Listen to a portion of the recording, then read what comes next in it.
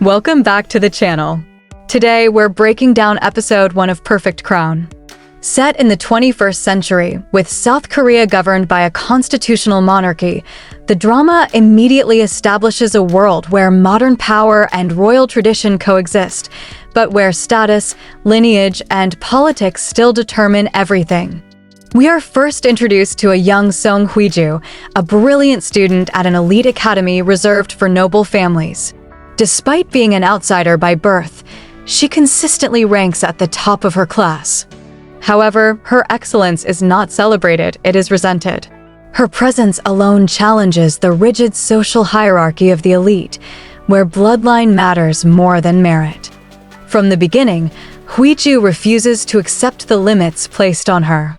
Even when confronted by noble students who openly remind her that she does not belong, she remains composed and defiant. The message is clear: she will not be defined by her origins. Years later, Hui-Ju returns as the CEO of Castle Beauty, a powerful chaebol company she built into success. But even wealth cannot erase her status as an illegitimate daughter of a powerful family. She is respected in business, yet still an outsider in high society. Her entry into the royal world happens at the king's birthday banquet, a gathering where power is silent but absolute. Hui-Ju arrives with intent, wearing a striking red outfit that breaks royal protocol and immediately draws attention. Whispers spread about her, the cameras flash, and the press quickly call her beautiful, but also a clout chaser. But Hui-Ju isn't trying to fit in, she's trying to be seen. Before the chaos unfolds, she steps into a restricted palace area to check her phone signal and unexpectedly encounters the Grand Prince. He immediately questions her presence, reminding her that the area is reserved for the royal court. Calm but probing, he asks for her name and family background. Hui-Ju, unimpressed, brushes him off, implying he wouldn't even know who she is. But the Grand Prince responds with quiet confidence, saying he will remember her, especially since they are junior alumni from the same elite school. That single exchange turns a brief encounter into something sharp and memorable.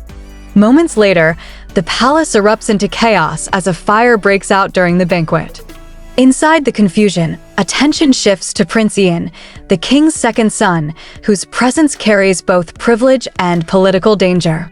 The fire triggers a traumatic memory of losing his brother in a similar incident, revealing deep emotional scars beneath his controlled exterior. The situation escalates further when the Dowager Queen publicly slaps Prince Yian and accuses him of treason in front of the entire court.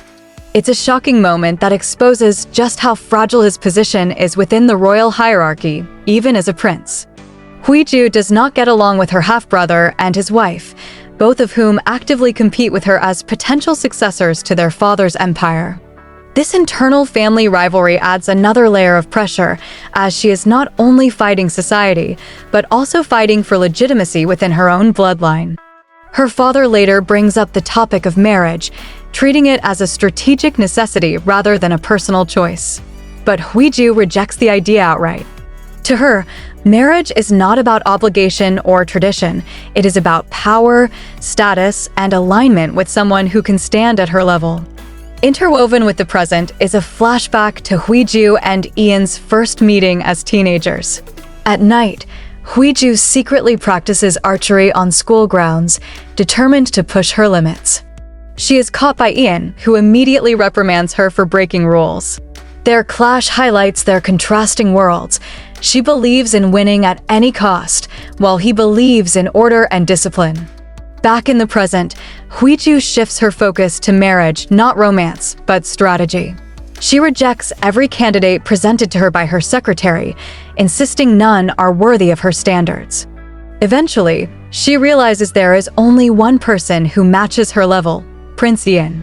She begins sending repeated requests for an audience, all rejected, until she changes her approach, using their shared school connection.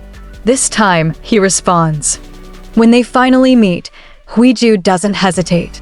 Calm, direct, and fully in control, she delivers her proposal. She wants to marry him. And that's where episode 1 ends, setting up a tense, stylish, and politically charged story of ambition, power, and defiance.